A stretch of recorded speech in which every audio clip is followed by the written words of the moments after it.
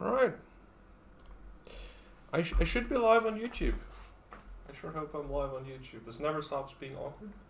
I should be live on YouTube. You should be able to see me. Welcome to Information Security 2, Networking 2, the lecture where we make you feel despondent about everything computing because everything is broken and the world's on fire. So, as usual, there is a Mentimeter link in the description right below this. And you should click that because there will be student interaction throughout and you don't want to miss that. As usual, there's also a Q&A function there. YouTube chat is disabled because I don't want to deal with moderation. So if you have a question during the lecture, just use Mentimeter and deposit your question and I'll get to it when I can. So, let's quickly go through what we did last time. So this is irrelevant because we're going to be using this again. So for those of you that have missed last time, we have ground rules for this lecture on the slides. When I'm talking about technologies, algorithms, or similar, I will be coloring them. They'll either be colored green with this check mark, or they'll be colored red with this cross. If it's green, then it's generally speaking safe to use. If it's red, then you should be very careful before you use it. Okay? This is like super generic, quick and dirty coloring scheme. Because I know some of you are just going to be skimming the lecture notes, and I want to be sure that I'm not recommending anything you ought not to be using. So yeah, if it has a red cross next to it, make sure you've actually read the lecture notes before you use it, because there's likely problems with it. Apart from that, feedback from last time. Thanks for all the feedback, by the way. I got a bunch of feedback on Discord. So the first point was talk less quickly. I will try. I will try my best to talk less quickly. I can't promise anything. It's probably going to slip in like 30 minutes in. Second point was improve audio quality. I've tried. I've placed the microphone higher up, so hopefully the audio is a bit better now than last time. But yeah, so yeah, coloring on the slides. Green, good. Red, bad. Red, don't use it. Yeah, our players from last time, again, for those of you that skipped last time, we're going to be seeing these players again. So Alice and Bob are goody two-shoes users. They just want to communicate in peace. And Eve is the eavesdropper, interloper, whatever you want to call Eve, the malicious party in this exchange. Last time we had Smith, who showed up once with her awesome powers of law enforcement and just said, all your data belong to me. I don't think we'll be seeing Smith today. Probably again after Christmas. Okay, so those are all players. So a quick recap from last time, just what we talked about. So last time we talked about networking. Last time we talked about data transmission on the network. We essentially recapped the networking part of computer organization and networks. So we went through all of the network layers and the TCP/IP stack. And at every layer, we discussed the problems, right? We had manifold problems. We talked about Ethernet, where, well, you're just completely screwed if Eve is in your network. We talked about Wi-Fi, where most of the time you're still completely screwed if Eve is in your network. And also Eve can get into your network fairly easily. The main takeaway for Wi-Fi was don't use a common password, change your SSID. And turn off Wi-Fi when you go out. As you will recall, we had this beautiful attack where Eve just hosts a public Flixbus Wi-Fi and half the phones in the vicinity start connecting to it. But yeah, so we had last time data link layer, not much help. IP layer, everything's a bit screwy. You can have these fancy remote attacks on routing protocols. If your adversary is law enforcement, you're screwed anyway because all your data goes over these huge undersea cables, and well, law enforcement is sitting on both ends of those cables. So yeah. Internet layer doesn't help us. Transport layer doesn't help us. We're at the application layer, right? The last takeaway we had last week was you cannot trust that your data is unchanged. You cannot trust that your data isn't being seen. You can't have confidentiality on the network layers. You can't have integrity on the network layers against a malicious attacker. And, well, essentially it's up to the application layer to make sure that all of these things are fine and dandy. So that's what we're going to be talking about today. So yeah, last time our scenario was this. We essentially have Alice and Bob communicating over a wire, or a series of wires in the case of the internet. And then we had Eve on the wire interfering in the connection. Okay. Today this is our scenario. So today the scenario is Bob is communicating with somebody, but the somebody is actually not Alice, the somebody is Eve. Now this might be because, for example, Bob is opening a website using HTTP, and Eve is intercepting the connection, though that's not the primary case we have today. The primary case we have today is different. The primary case we're going to be looking at today is this. Now this is something that all of you are probably familiar with, especially if your phone number or your email address shows up publicly anywhere. Like I get these things on my university email on a regular basis. Okay, so Bob gets this wonderful email message. You have one pending message. Click to view. Lovely, right? You would. It's inherently trustworthy. You would never not click this, right? So Bob clicks the link, even though it says evil.org. Probably shouldn't click that link, but yeah. Bob clicks the link and gets this webpage. So Bob gets this evil.org webpage, which clearly seems trustworthy at the first glance. Like, there is no reason not to trust this webpage. It says it's absolutely legitimate. I mean, people cannot lie on the internet, so this is clearly a legitimate website from your bank. And also it says you're getting money, which is always nice. There's this picture, this professional looking woman. Yeah, clearly this is legitimate. So yeah, the question in today's lecture, well, Bob clicked this link to evil.org. Is Bob screwed? That's the fairly straightforward question that we're going to be answering today. And the answer is complicated, but let's deal with the simple part first. Let's say Bob clearly trusts this incredibly trustworthy online banking site, and Bob enters his incredibly secure, this is actually secure, as you will recall from Maria's lectures, his password. Okay, this particular one probably not secure, but you get the idea. Bob enters his passphrase and clicks on the button that says secure login. Is Bob screwed? Yeah, Bob is screwed. Like, if Bob enters his password and Eve gets the password, and then Eve is then Bob is pretty much screwed. That's all we're gonna say about this use case today. So yeah, if Bob enters his password, Bob is screwed. But what if Bob is clever, and Bob looks at this website and says, this looks fishy. This isn't quite what I thought I was getting into, and just closes the webpage. So Bob opens this malicious webpage, and then closes this malicious webpage. Doesn't enter his password, doesn't give up any secure information, just opens and closes it. Is Bob screwed? So we have the first question from chat.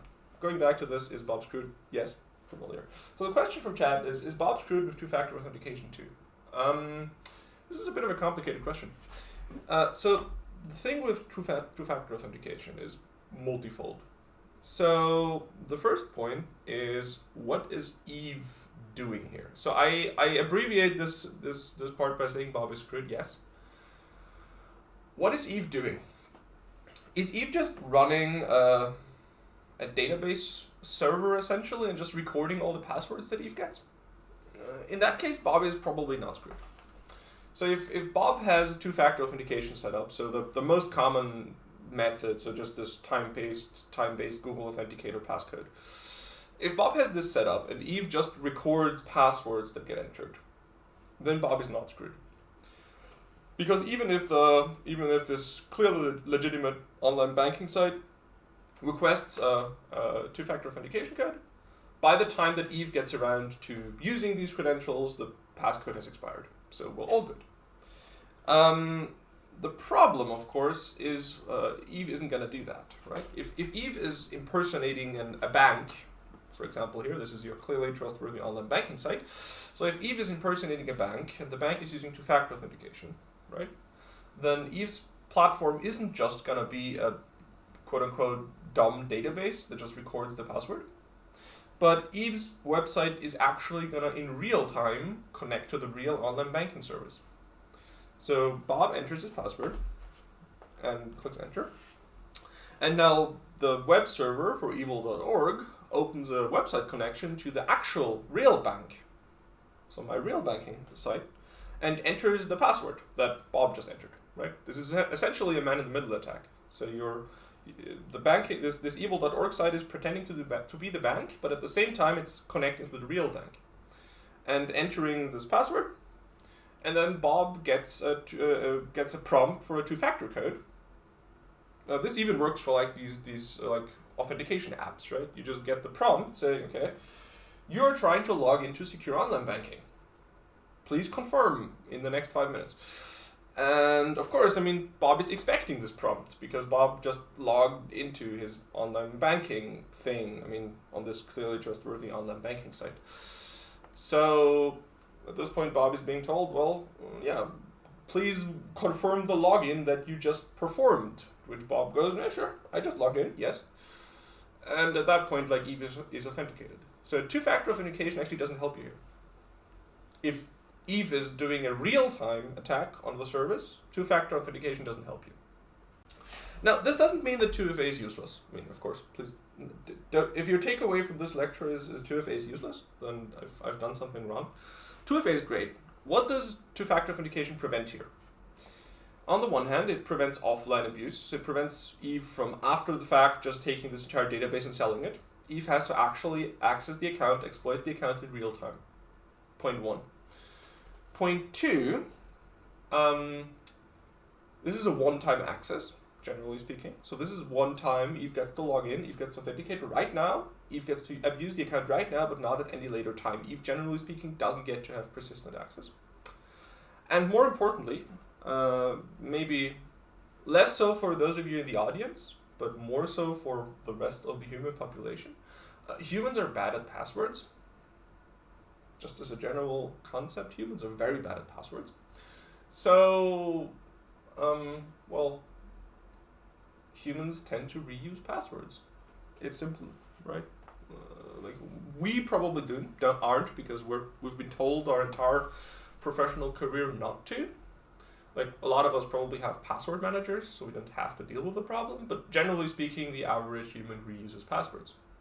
So if Bob enters his password on this clearly trustworthy online banking site, Eve not only can now use this password for the banking account, Eve can now also go and try this password on Bob's Gmail account. And can also now try this password on Bob's Amazon account, which has his credit card saved.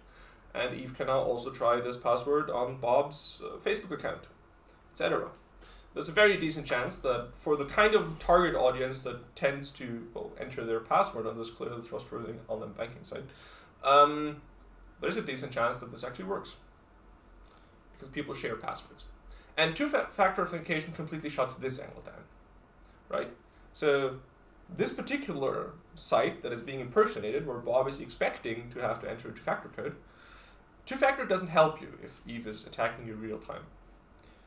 But any other service where Bob has the same password is safe if it's using two-factor authentication.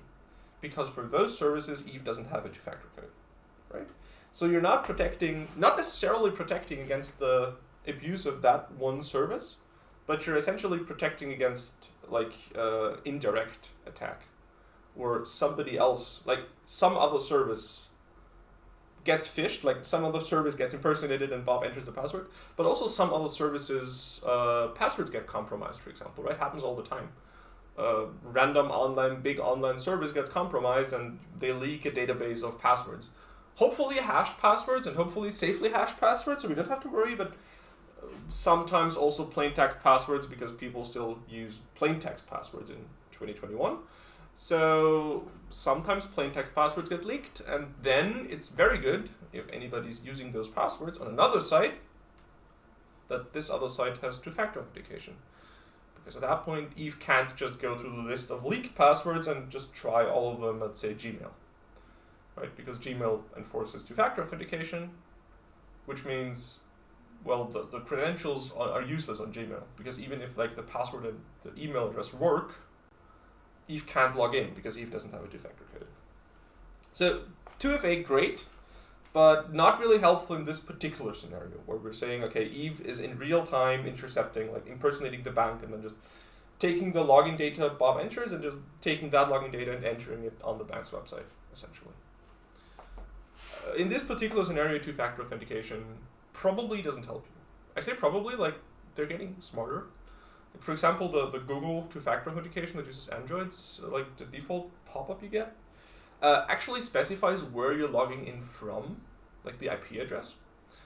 This actually somewhat mitigates this kind of attack, right? Because if I'm logging in from Austria and Eve's server is in Bulgaria, and I enter my data, and Eve's server now connects to Google and goes, okay, Google, hello, I am Jacob, here's my password.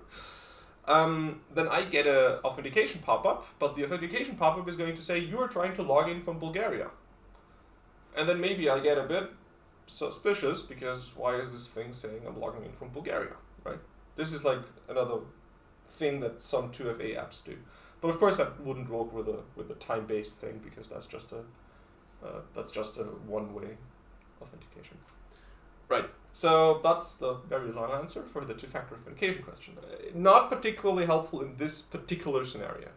In general, very useful. Definitely use it if you can. If your service doesn't offer it, please ask them to offer it. Two-factor authentication is great. But in this particular scenario, not that perfect. Like, it's not the scenario you're necessarily defending against when you're using two-factor authentication. Anyway, so we are going to assume that Bob is screwed if Bob actually believes this website. With some asterisks, maybe, depending on how well the website is set up. Okay, so the question is, Bob says, oh, wait, this is fishy, closes the website. Is Bob screwed? Maybe. Maybe. What's maybe? Well, depends on what Eve is trying to do. So this is where we get to the first bit of audience interaction for today. And I'm gonna do a quick quiz for you people at home. I want you to tell me what kinds of files make up a web page. So here's a web page. You can see a web page on the slide. I made this web page. It's my web page. It's very special to me. What kinds of files does this web page consist of? I hope you can see the thing on HTML. Okay. So you can actually see the prompt. Yeah, HTML and HTML. Yeah, that's misspelled. Images, yes, images. CSS, okay. JavaScript. Oh, yes, very good. Okay, so yeah, that's all the ones I wanted, really. Just wanted to make sure you guys were awake at home. But yeah, so we have JavaScript, JS, yep, images, yep, HTML and CSS. And my dog is very upset for that reason. Okay, so moving on. Yeah, let's go through these that were brought up in Menti. So first off, HTML. HTML, the hypertext markup language. You can see an example in the. Well, I guess I'm partially covering up the example. That's bad. But yeah, you can see an example on the slides if you have the slides open. Or you can partially see an example up there-ish. HTML, the hypertext markup language, is a formatting language. For those of you that are doing ISW right now, it's essentially kind of like LaTeX. It's a language that expresses formatting. Instead of instructions for a computer, it tells the computer how to format something. I make it sound complicated. Like it's the same thing like when you're posting on Discord that you use like asterisk to mark bold text, right? Or underscores to get cursive. It's like the same deal, essentially. Oh, that's not what I meant to do. Right, so HTML is the page's content and structure. So you can see at the bottom we have this, it kind of looks like XML for those of you that know XML. You have this file that essentially has the text that you see on the web page, and then it has some formatting stuff attached to it. Like for example, this is a link to Wikipedia. So it has some href Wikipedia. Okay, the second thing we had on the Menti was CSS, style sheets. Right, so CSS is what makes websites look pretty. So HTML as the page content and structure. So you can see this page looks fairly bare bones, right? It has a header, okay, it's just a bolded header, and then it's like white background, black text, and maybe there's one link. And now we add CSS, and suddenly it's green, and the heading is in Comic Sans because I'm being told that's what professional web designers use. And it's underlined, and there's italics on the link. It's very fancy. So essentially, CSS makes the website look pretty. CSS tells the browser how to display this structured content, right? Makes it look pretty. And finally, we have the third part, JS, JavaScript. Multiple people mentioned it. JavaScript is the powerhouse behind the modern web. JavaScript is a scripting language, that's what it's called that. It's a scripting language that lets you dynamically modify the web page while it's open. It requests additional data on demand and does many more things. So JavaScript is incredibly powerful. It's a scripting language that runs in your browser whenever you visit a website. So here, for example, we see this very made-up example. I added this JavaScript. I guess you can't fully see it because it's covered by the Menti thing, but this JavaScript essentially changes the language of Wikipedia in the link every time you hover over the link. Every time you hover the link, you get a different Wikipedia link. Random made-up example. So essentially, it's just changing what you see in real time. Right. Wait. Hold up. This is a scripting language that runs in my browser when the website asks me to. And I just go along with it when the website asks me to. What could possibly go wrong? Clearly everybody is trustworthy on the internet, right? I mean, a website would never tell my computer to do something that I wouldn't want it to do, right? That could never happen. Right, what could possibly go wrong?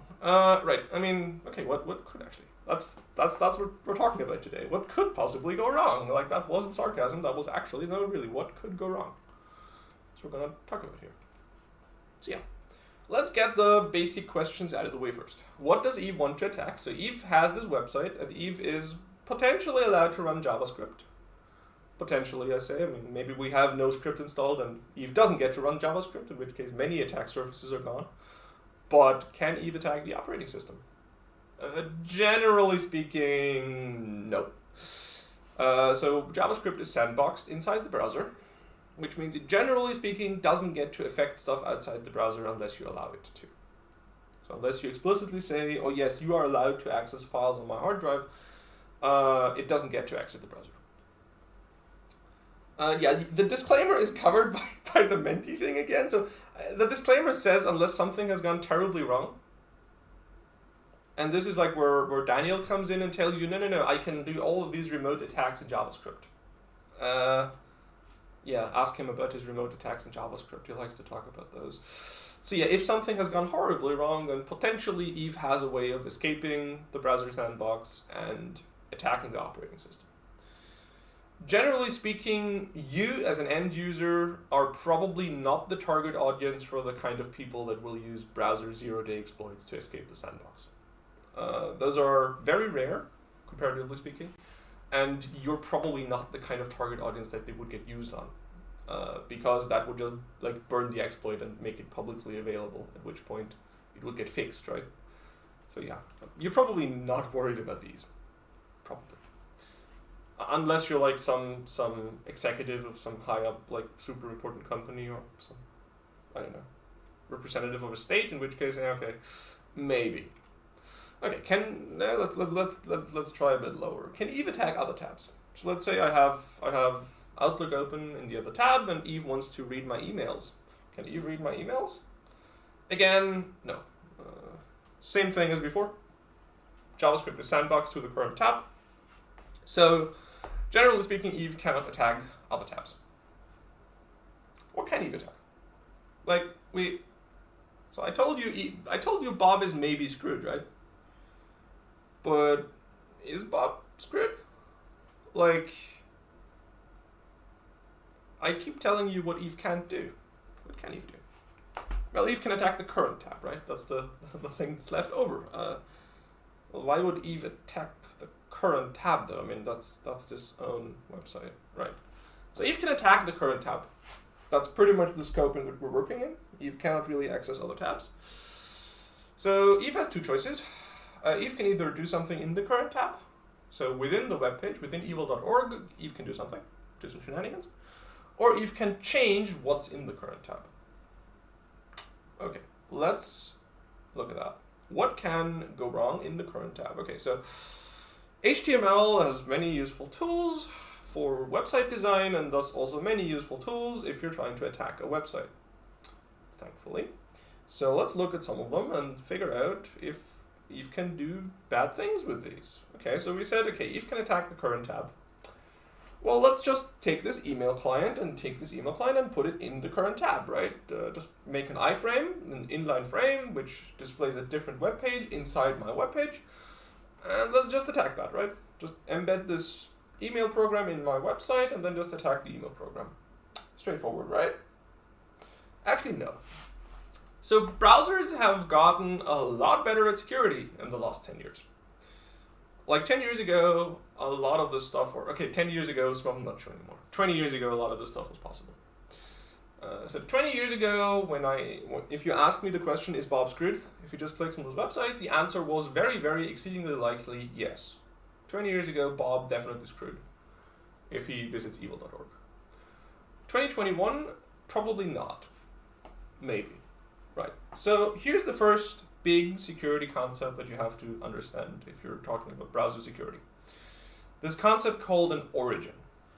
So an origin is essentially the domain, but more info. So essentially these two sites, these two frames, this inline frame, this Outlook thing, and this evil.org site have different origins. So in order to have the same origin, the origin consists of the scheme that we're using to access the page, so the protocol, right? HTTP, HTTPS, mostly. The host, so the actual domain that we're accessing, and the port, right? And in order for two frames to have the same origin, all three have to be the same. So if I'm accessing a page over HTTPS, but somebody embeds an iframe with HTTP, it's not the same origin. You can very easily see why this is the case, right?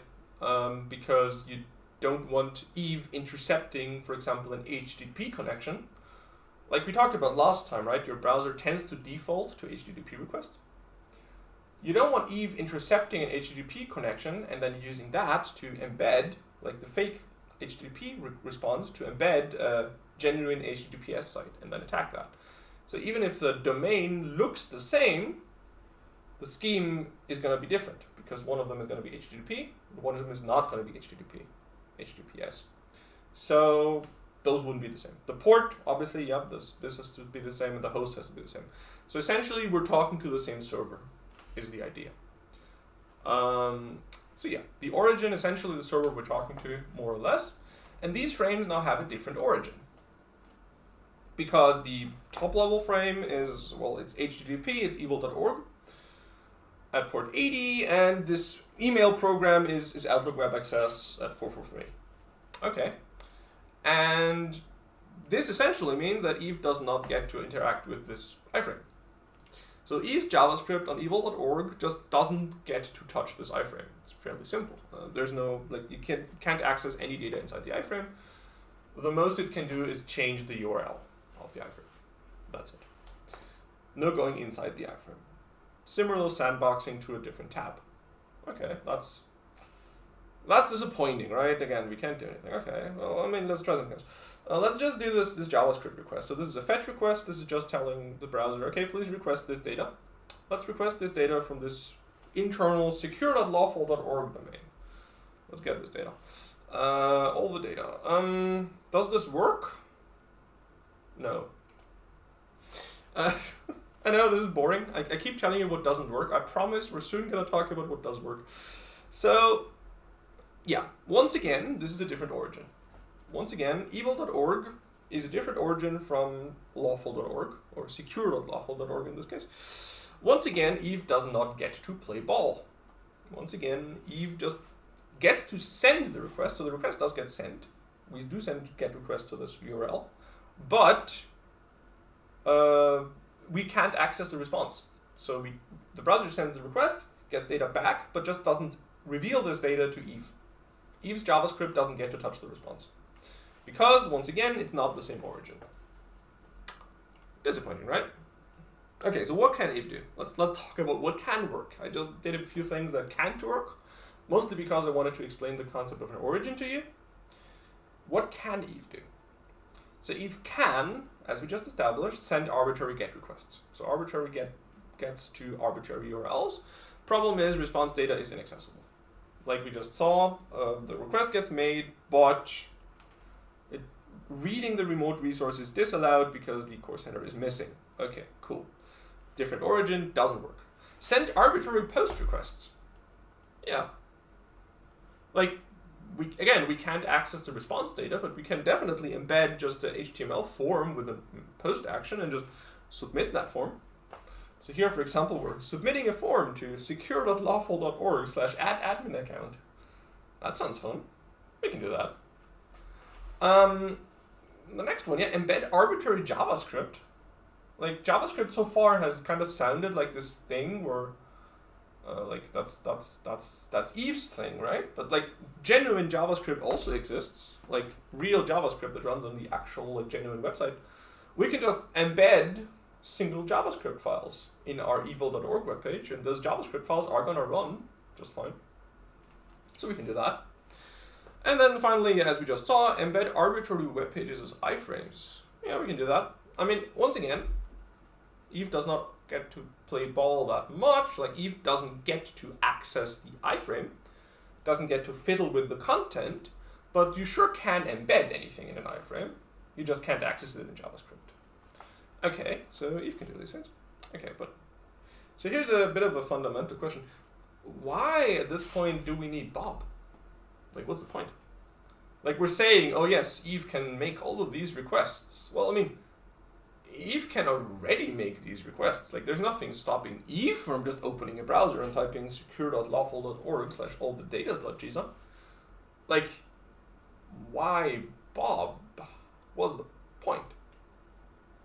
Like, this is a bit of a fundamental thing, and maybe for some of you it might be obvious. The thing that Eve cares about is not that these things get requested. Not that. The thing that Eve cares about is that it's Bob that's requesting these things, right? This is like a fundamental understanding thing. It's not that Eve wants to request this file, it's that Eve wants Bob to request this file. Because Eve cares what permissions Bob has. It's not that maybe this file is protected, so only Bob can access it. Now Eve wants Bob to access the file and then give it to Eve. Or maybe Eve cares about this being some action and Eve wants this to be attributed to Bob. Once again, we care that Bob is the one making the request. For example, let's say Eve wants to delete the database. And maybe even Eve could delete the database, but Eve doesn't want everybody to know that it was Eve. Instead, Eve wants Bob to be the one deleting the database, and then Eve is scot-free, right? Because it was Bob's fault, Bob did it, Bob clicked the wrong button, Bob, why did you do that? So yeah, Bob's browser is authenticated as Bob. Bob's browser represents Bob. If Bob's browser makes a request, it looks like Bob's making that request and not Eve. And that's the crucial thing here. We're not actually after the data. Well, we are after the data in some sense, but what we're mostly after is that it's Bob that's requesting the data. It's Bob that's making the request. Okay, so that means we need to talk about this bit. We need to talk about, okay, we say Bob's browser is authenticated as Bob. We need to talk about what that means. And that means we need to change our attack scenario. Like I just said, we need to talk about web authentication, and that means we have a new attack scenario, and our attack scenario is now this. So Bob connects to Eve's web server for some reason. For example, he clicked on a link. Eve sends a response back, and then that response is supposed to make Bob's browser send an authenticated request to a genuine web server. So now instead of having just evil.org, well, okay, we had this scenario partially before, right? But instead of having just evil.org when Bob visits this webpage, we now have a genuine website. I think it's called lawful.org. I'm not sure what I call it in the example, but we'll find out. I think it's called lawful.org. So Bob makes a request to evil.org, gets some response back, and then this response is supposed to induce Bob's browser into making a request to lawful.org in some way that Eve wants. Okay. So the question is, how does the web server know it's Bob? So this lawful.org web server, how does the lawful.org web server know that it's Bob making the request instead of anybody? Let's find out, because this is the second audience interaction of today. I would like to know what you think. What are you familiar with? Maybe a bit of a gauging your expertise level. What kind of techniques are you familiar with for a web server to know that it's Bob making the request and not Eve? How does the web server distinguish? Okay. We've got a few. IP address, right? IP address. Authentication header, that's a good one. Cookies, yeah, that's good. Host header, no, not quite. IP address, yep. Refer header, oh, maybe. Okay, so we've got a few ones. Tokens, yes, tokens. We're going to talk about tokens. I cannot quite help that some of you are looking at the slides and finding out what I want to hear. Huh. All right, so let's go over these real quick. So we have the host header. The host header doesn't actually help the server here. The host header is there to tell the server what website I'm looking for. So the host header is here if a server is hosting, say, 4 different websites. The host header tells the server, okay, what website am I looking for? For example, if I'm requesting google.com, then this request ends up at some load balancing server for Google. And that load balancing server is not just for google.com, but maybe also for mail.google.com. And now the host header is set to google.com because that's what I typed in. And this host header tells the recipient, okay, you need to send the response for google.com instead of mail.google.com. So that's what the host header does. The referrer header, yeah, that's an interesting one.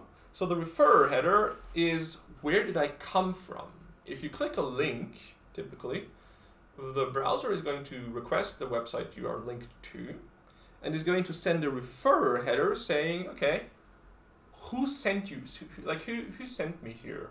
For example, if I Google something and I click on a result, then the result gets requested. Like if, for example, the result is stackoverflow.com, I click on it, then my browser makes a request to stackoverflow.com. And in that request, it sets a referrer header, which says google.com. So it tells Stack Overflow, yeah, I'm requesting this webpage and I got here from Google. Useful. For authentication, a bit questionable. So it's a useful method of filtering. For example, in our scenario, our naive scenario, the referrer probably ends up being evil.org. And then we could say, okay, we filter this request. Problem is we can't actually rely on the browser always sending a referrer header. Why? Because that's often disabled for privacy reasons. You typically don't want your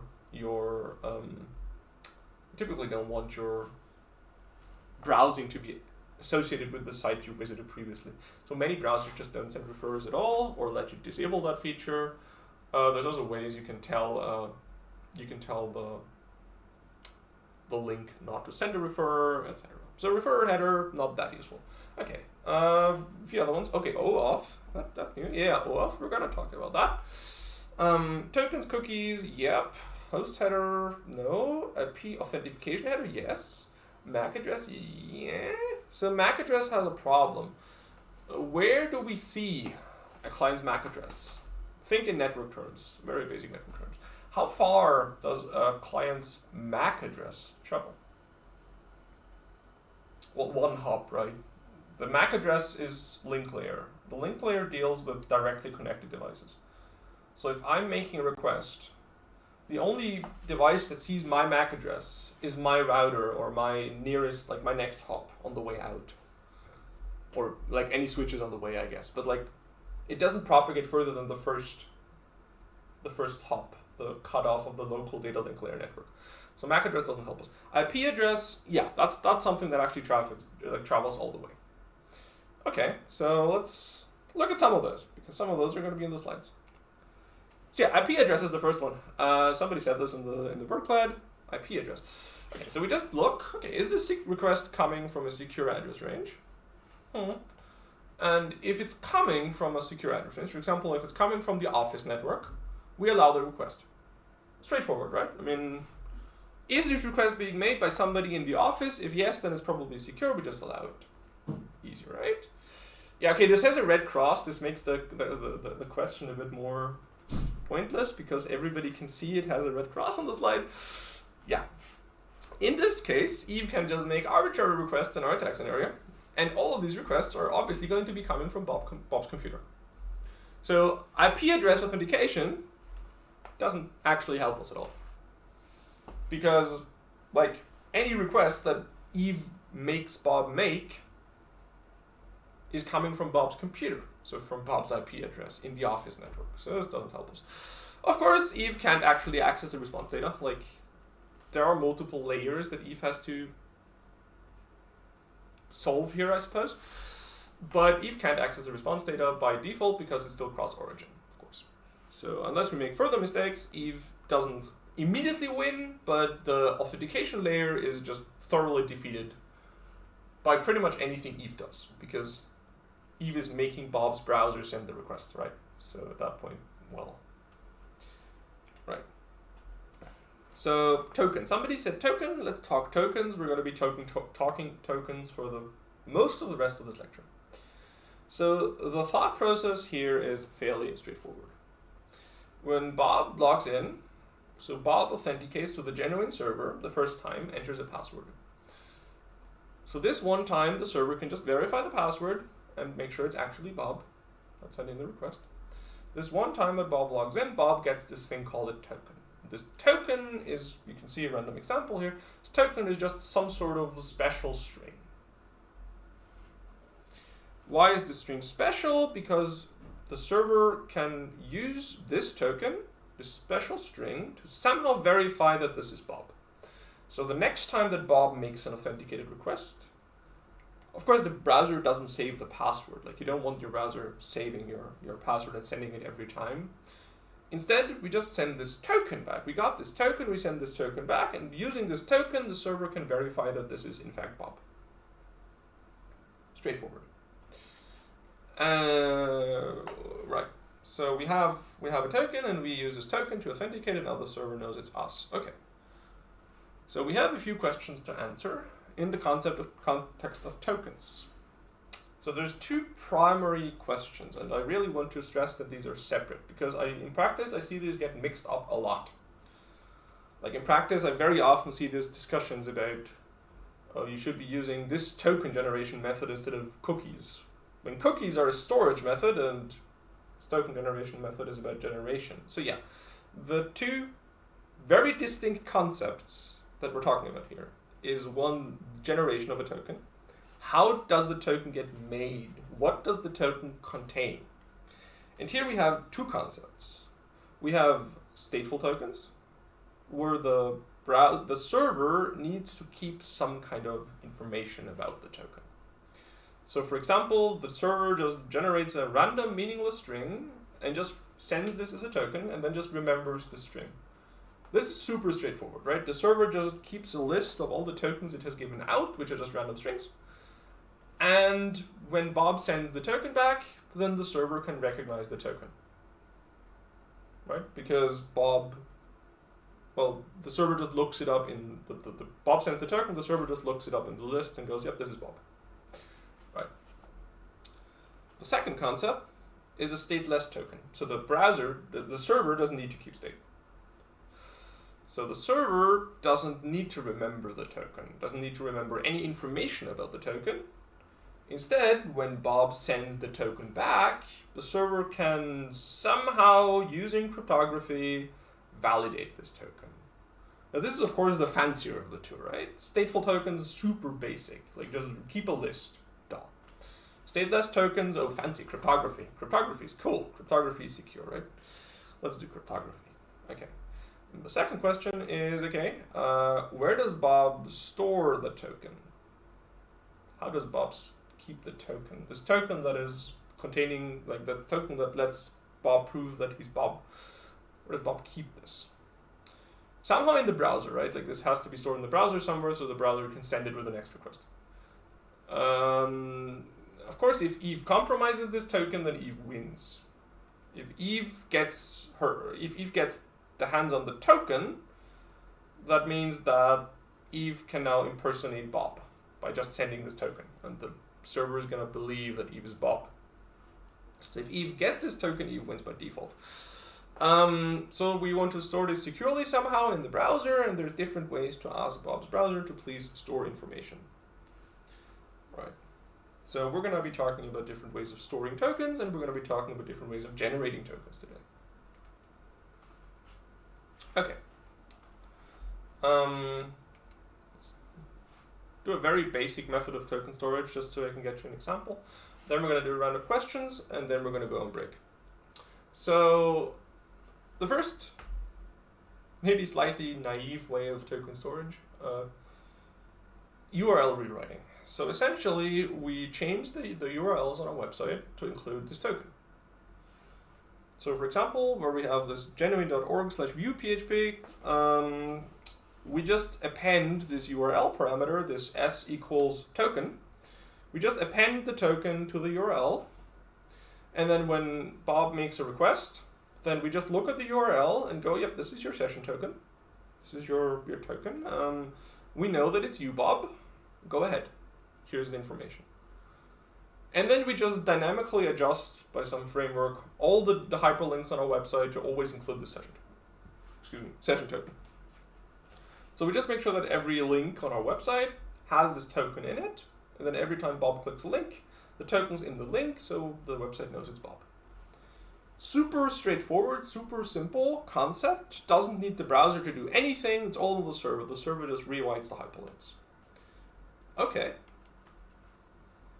What's the immediate problem with URL rewriting? And there are more problems than just that, but this is the super obvious one. Users very, very commonly copy hyperlinks. Like that's kind of the point of a hyperlink, right? You just want to share the website, you just copy the link and send it to somebody. And of course, what happens if Bob does that? What happens if Bob takes this hyperlink and copies it? Well, if Bob copies this URL and sends it to Alice, then now Alice is logged in as Bob, because the session token is in the URL. So anybody that uses the same URL is also part of Bob's session, is now logged in as Bob. We don't want that, right? That's bad usability, just for starters. There's also multiple other issues with URL rewriting. Thankfully, I don't have to cover them at length because URL rewriting has thankfully mostly died out in the modern day and age. This used to be super popular like 20 years ago.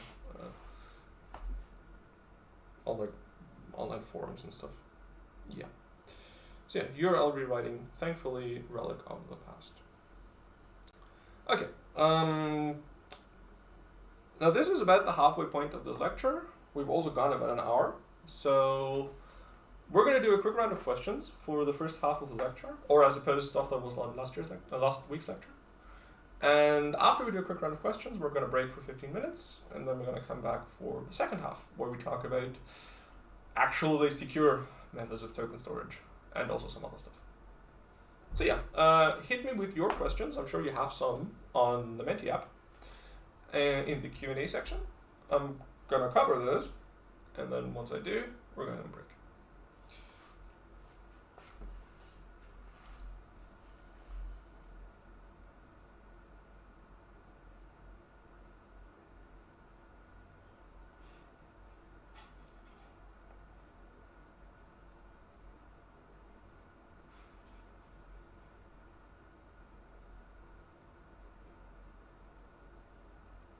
No questions.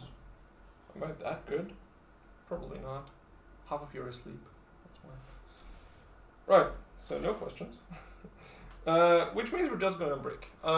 You guys can think about questions you have during the break. You can just put them in the app during the break. And when we come back after the break, I'm going to have another look at the Q&A function, see if anybody posts questions, and then we're going to carry on with well, proper methods of token storage, different methods of token generation, why simple is sometimes better, and also how to turn all of this stuff off securely. Right, I will see you in 15. That's at 30, I just said 40. So 10 past half, 10:40 is when I'll see you guys. All right, have a good break.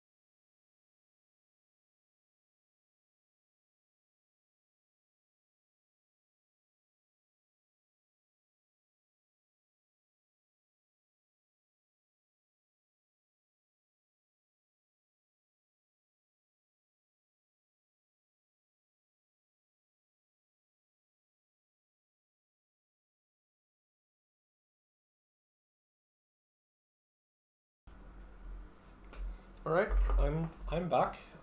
We've still got 1 minute to go, guys. So don't rush back to your computer quite yet. You've got a minute left. So we got one question during the break. It's not a question though. It's not a question. Just posting something to tell me that they're not sleeping. So that's nice. Or I suppose I'm sorry that I didn't help you fall asleep. But yeah, that's good. That you're awake. Okay, it's 10:40 on my clock. Let's get started with the second half of networking part 2. So I don't have cursor focus on my Chrome, so my presenter isn't working. There we go. Not working. Good. So token storage. Somebody mentioned this in the word cloud before the break. Cookies. Cookies. This one concept of the internet that everybody is by now familiar with because of the eternal scourge of the accept all cookies pop-up that you see in every single web page you have ever visited, and which for some reason always has accept all highlighted in green and reject all slightly faded out. I wonder how that happened. Okay, so the basic technology between HTTP cookies dates back to the 1990s. Very old technology, very simple. The server just is able to store a string in Bob's browser. The server just asks Bob's browser nicely, please store this string for me. And then Bob's browser is going to send this string back to the server with any request it makes. So essentially this is very, very super basic technology. Just tell the browser, okay, please store the information user equals Bob, for example. And then on every request the browser makes, it sends cookie user equals Bob with that request. And then the thought process, of course, being it's not just user equals Bob, but it's some kind of token, and the server can verify that it's Bob from this cookie. This is the basic idea. Now, this poses a question, of course. We just said, okay, Bob's browser, it has this asterisk, which I suppose gives the game away somewhat, but so we just said Bob's browser sends this string, this cookie, back with any request that it makes to the web server. So if Eve asks Bob's browser to make a request, doesn't that just mean that Bob's browser is just going to send the cookie? Where's the security part of this information security lecture? Well, no. Actually. And only recently, no. This is a super recent development. 2021, this is this year, summer of this year. No. Why? Let's talk about that. So HTTP cookies, when you set them, come with a variety of attributes.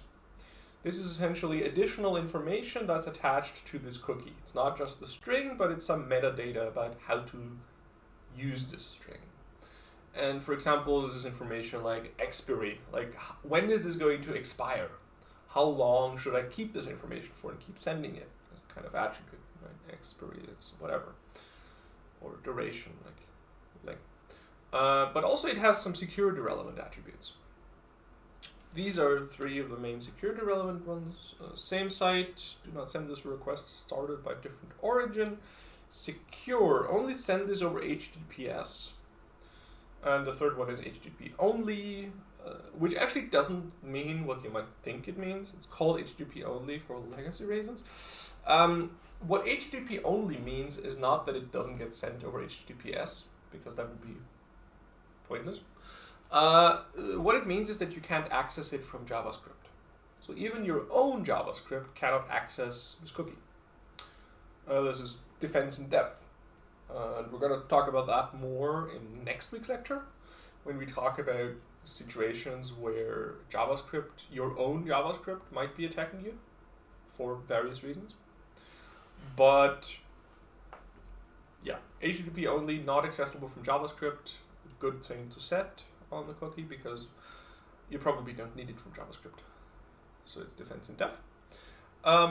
Secure, only send this over HTTPS. What's the thought process here? Well, as previously mentioned, browsers tend to default to HTTP connections. So if you just enter a website URL, or just enter google.com, well, not Google, bad example, but onlinetheograph.at, for example, by default your browser is going to send an HTTP request. And then it's going to get a reply, please make this request again using HTTPS, and then it's going to do that. Now the problem with that is, of course, that if this cookie contains a session token, some secure information, remember, if Eve gets the token, Eve wins, and Eve is on the wire listening in on the connection, then this initial request using HTTP is going to contain the session token, right? With no attributes. It's just going to contain the session token. And then Eve can just intercept it. And at that point, there's no, it doesn't help you that the next response you get is going to be, oh no, please use HTTPS. It doesn't help you because you've already sent the session token over HTTP once, and now it's compromised and you're screwed. So yeah, that's the thing with secure attribute. You set this so that it never gets sent over an unencrypted connection. Should also set this one. But the one that you obviously want to talk about is the first one. The one we're going to talk about in this context is the same site attribute. So the same site attribute says do not send this for requests started by different origin. So in this case, remember this concept of an origin. We have these different origins between evil.org and lawful.org, or whatever we called it, genuine.org. And this attribute lets us protect against the shenanigans that we just discussed. So same site has multiple values. Two are good, one is bad. So you can set it to none. So none doesn't mean no cross-origin requests. None means no protection. None just means there is no same-site limitations in this cookie. Any request, even a cross-origin request, is going to include this cookie. So even if evil.org tells Bob, please request lawful.org, same-site equals non-cookie is going to get sent. Okay, so that's why it's called bad. That's why it's a red cross. This is the insecure one. This is the one where it just says, okay, please just send this always. And essentially the behavior that we had in the 1990s, where cookies just always got sent. Of course, sometimes you want this. Like sometimes this is desirable. For example, advertising cookies tend to have same-set none because you want those to be set when your advertising server gets hit, like gets a request from a third-party website. You want your advertising cookie to be included. So you typically set same-set none of those. But for non-tracking purposes, it's typically not needed. Second one is same-set lacks. Don't send this with cross-origin requests except top-level navigation. Why does this matter? This is a usability concern. Because think about it. Cross-origin requests come in many different shapes and forms. And one example, super simple example of a cross-origin request that you might not be thinking about right now, because we've all been talking about, oh, Eve is being malicious and we've visited evil.org and everything is dangerous. What if somebody just links to your website? Like, for example, you're running a message board. Do message boards still exist? I don't know. But you're running a message board and your users can log in. And then somebody links to a thread in this message board. Just posts a link on Facebook. And somebody clicks this link. Well, this is now a cross-origin request, right? This is now a request that is originating on Facebook.com, being made to your bulletin board. So this is a cross-origin request, but you probably want this request to include cookies. Why? Because if it doesn't include cookies, and that's the third option, that's same-set strict. Same-set strict says never send this with any cross-origin request. So with a same-set strict session cookie, if your user clicks a Facebook link to your bulletin board, then this is a cross-origin request. This is Facebook.com sending the user to your bulletin board. So this request doesn't include a session cookie. So the user visits your bulletin board from Facebook and isn't logged in suddenly. Like they're logged in, they clicked remember me, and suddenly they're just not logged in because, well, the browser didn't send the cookie. So this is not good usability. So there's a trade-off here, right? We discussed this in the last lecture as well, this trade-off between security and usability. If the only options we had were none or strict, many sites would probably opt for none because, well, they want the usability of their user just being logged in when they visit the site. So this is why we have lax. This is why we have the second option, which says don't send this with any cross-origin requests except if it's a top-level navigation. Okay, what's top-level navigation? Let's talk about that. So top-level navigation means it's navigation that changes the URL bar. So top-level navigation is a change in the actual URL that is displayed in the browser at the top. So what does this imply? This implies that first of all it's navigation, so it's the user moving to a different website, which means it's only ever going to be a GET request. It cannot be a POST request. POST requests aren't considered to be top-level navigation. So it's only ever a GET request. First point. Second point, Bob is also leaving the website. So Bob is actually moving to your website if you're the website lawful.org. When a top-level navigation happens, Bob is actually, the entire tab is moving to your website, which means that nothing else is still loaded in that tab. The entire tab gets replaced by your website. So for example, if Eve had some malicious JavaScript running, it's gone now. It's erased. Because it was a top-level navigation, the entire website changed. As opposed to, say, iframe, right? For example, an iframe changing its URL is not top-level navigation. Because the entire tab isn't changing, just the iframe. So this means it's only ever a GET request, and also once Bob reaches the site, once this page is loaded, Eve can no longer interact with Bob because, Eve's JavaScript is unloaded. The entire previous page goes gone, and we only have the new page. Okay. Now, looks good, sounds good, right? The problem, of course, is that, well, a year ago, I would have told you this is nice and all, but the majority of cookies don't use it, so a lot of cookies are still insecure. When I did my master's thesis like a year and a half ago, I had a bunch of vulnerabilities involving cookies, which didn't use the same site attribute, which had none, which meant I could do exactly these shenanigans to an unsuspecting user. Yeah, so before 2021, the default, of course, was same site none. This is just the default cookie behavior as it was originally intended. Luckily, this changed. Yay for progress. So since summer of 2021, every major browser is treating cookies that don't specify same site as same site lax by default.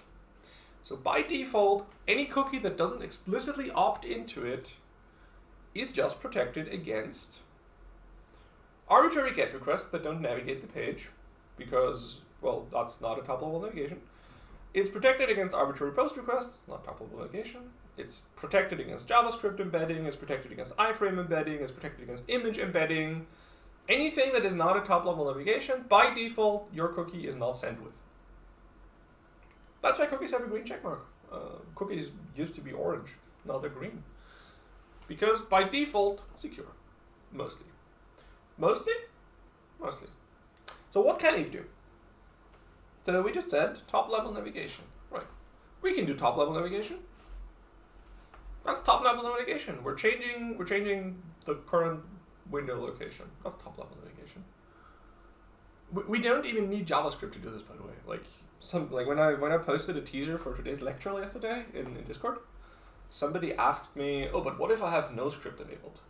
It's true, like this one doesn't work with no script enabled, but this one, you don't need this one. Like you could just use HTML meta tag, or you can just use an HTTP redirect status, or you could just send this link to Bob in an email. Like, you don't even need that. Yeah, so this works without JavaScript essentially. This same concept. So we can navigate Bob to arbitrary URLs. And time for a quick aside concerning GET requests. So as you might recall from Con last year, an HTTP GET request is a request to retrieve a resource. This is like by convention, but the method GET should only be used if you're just retrieving a resource. A GET request should never modify a resource, have observable side effects, change any state on the server. A GET request should only request a resource. Making the same GET request multiple times should be safe. In general, making GET requests should only ever produce response data. It should not, by convention, have any side effects. For example, this URL should not, in fact, create an admin account with the username Eve and the password evils. Because it's a GET request. It's supposed not to have side effects. of course, method functionality is by convention. Nobody is stopping you from deleting a file when Bob makes a GET request. Or for that matter, nobody is stopping you from creating an admin account with the username Eve and the password evils when Bob makes this GET request. As we said in con, please stick to the convention because browsers will give different prompts for different methods. For example, in con we said, oh, like if somebody tries to reload a post request, they get this warning pop-up where it says, oh, this might cause something to be resent. Are you sure you want to reload this page? In InfoSec, we now amend that statement and also say, yeah, and also if you do insecure things when you get a GET request, then your web application is insecure. Because Eve can now trick Bob into making this GET request by redirecting him to this page. Then Bob is authenticated if you're using cookies, and your web application happily creates an admin account for Eve. So yeah. This attack, first proper attack of this first proper attack class of this lecture. It's called a cross-site request forgery. So you're forging a request from a genuine user to different sites or cross-site. You're forging a request from Bob to a different site. Significantly harder due to the same site lacks default. Last year, when the default was still none, that meant we could easily forge post requests. So the second one, the one which is crossed out, the arbitrary post requests, was possible last year by default. So by default last year, every form you had could technically be submitted by Eve with arbitrary values in it without Bob even noticing. And if you didn't handle it properly, you were screwed. So lots of shenanigans there, which are no longer possible because of the same site lacks default, which is good. Excellent. More security for everybody, even if you don't know it. But of course, badly designed websites might still be vulnerable to this class of attacks, so it's relevant to know about this class of attacks if you're working web security. And it's especially crucial to never have your GET requests have side effects. A GET request should never be allowed to have side effects. If you are doing anything that has side effects, adding a resource, deleting a resource, updating a user profile, changing a password, creating a user account, use a different request method. Do not use GET, use a method that's designed for it. Either use put or one of the actual create methods, or use post. Like just post is fine too. Just like don't do GET. GET is for getting resources and nothing else, and you lose security guarantees if you don't stick to that. And also never trust URL parameters. We're going to talk about that more next time, after Christmas, because sometimes Bob might also be Eve. Gonna talk about that next time. Never trust URL parameters, even from trusted users. So even if Bob is sending you a GET parameter and you know it's Bob and Bob is logged in and everybody's trustworthy, you cannot trust that this URL parameter came from Bob. Might have come from Eve and Eve might have inserted it into the URL. Don't trust it. Right. Second token storage method that we're going to talk about. Second actual token storage method. I'm not counting URL rewriting because don't do that. Second actual token storage method that we're going to talk about is local storage. And this one I was very conflicted on whether I wanted to give it a green check or a red cross. So it has this question mark. I couldn't make up my mind. Red cross felt mean because it has use cases. At the same time, green check mark also felt a bit like you shouldn't be doing it by default. Okay, so like if you can use cookies, please. They're very secure at this point. Especially if you set the proper attributes on them. Okay, so what is local storage? Local storage is a key value store in the browser. So it's just a very, very straightforward, just map. It's a dictionary, whatever you want to call your local map type in your local language. It's a dictionary where you just assign values to strings. So you assign strings to strings. You have a mapping from strings to strings, which is in the browser. It persists between sessions. Each origin has its own local storage. So evil.org cannot access the local storage of lawful.org because it's different origin. And local storage just doesn't do anything by default. So local storage is just there. It's designed to be used by JavaScript, so your JavaScript can use local storage to store stuff. The thought process being, okay, we just use JavaScript to store our token in the local storage. And then whenever we want to actually make an authenticated request, whenever we request the API that changes a user's password, for example, we just read this token from local storage and we send it. Right? That's straightforward. This feels good by default, right? For starters, InfoSec obviously can't do this. It's no longer just a matter of every request gets this token, which is the case with cookies, right? With cookies, every single request gets this request cookie. This feels insecure by default, right? Because you're sending the cookie more often than is necessary.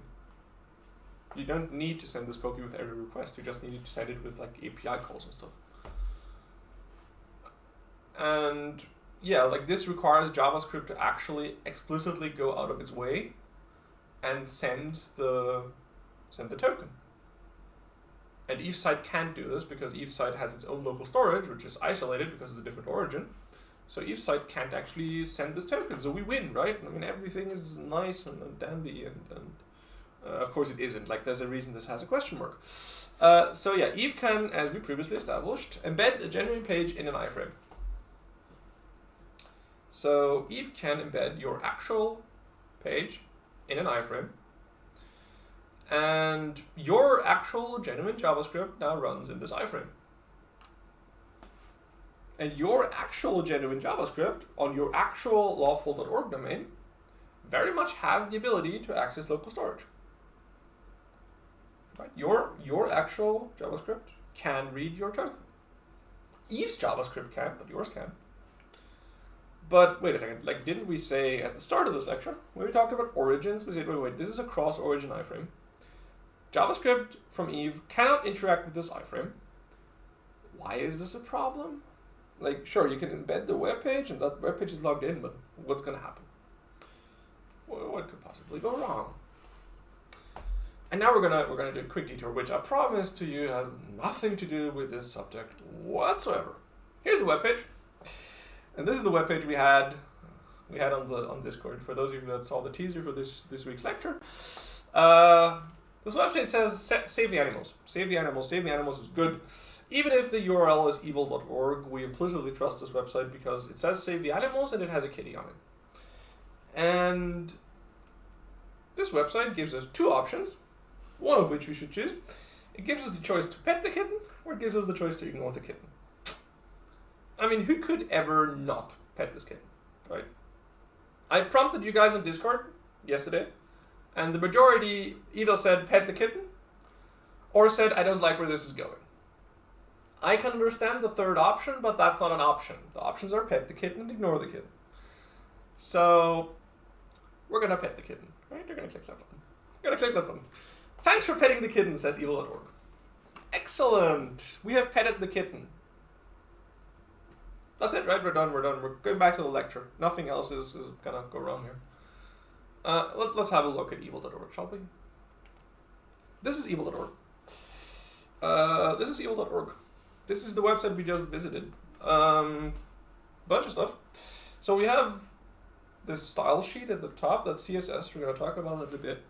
Worth noting, this does not use JavaScript to any of the malicious stuff. It does use JavaScript to do this prompt, this thanks for petting the kitten. So if you enable no script, then you wouldn't get this message. You would just keep seeing the buttons. That's it. That's all that JavaScript does on this page. So what do we have in the body? So in the body we have this image source kitten. So this is the image. Okay. And then we have this div container. It says pet the kitten or ignore the kitten. Yeah, that's the two buttons we had. Good. But what's this? Okay, so we have this iframe. And this iframe source attribute is lawful.org 8000. And this weird page called create admin account with the username Eve and the password evils. Huh. Clearly something is afoot. Let's have a look at the CSS. So the CSS does something to the body, does something to the image. Okay, that's genuine. It does something to this iframe. Oh wait, it says the opacity to 0. Huh. Let's illuminate the situation a bit, shall we? Let's change the opacity. So we're changing the opacity from 0, transparent, to 0.8, mostly not transparent. And now let's have a look again at this innocent kitten page. Huh. So Eve can't interact with the iframe, right? This is a cross-origin iframe. Eve does not get to interact with this iframe with JavaScript. But that's not stopping Bob from interacting with the iframe. Bob's the user. Bob's allowed to do that. Huh.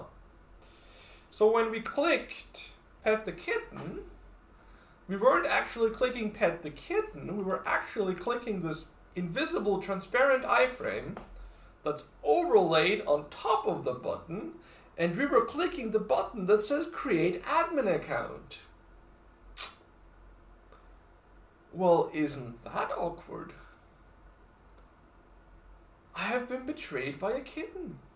Horrible. Horrible. I mean, it's still a good kitten, but horrible. Why would Eve do that? Okay, so yeah, that's our attack scenario here. It's called clickjacking.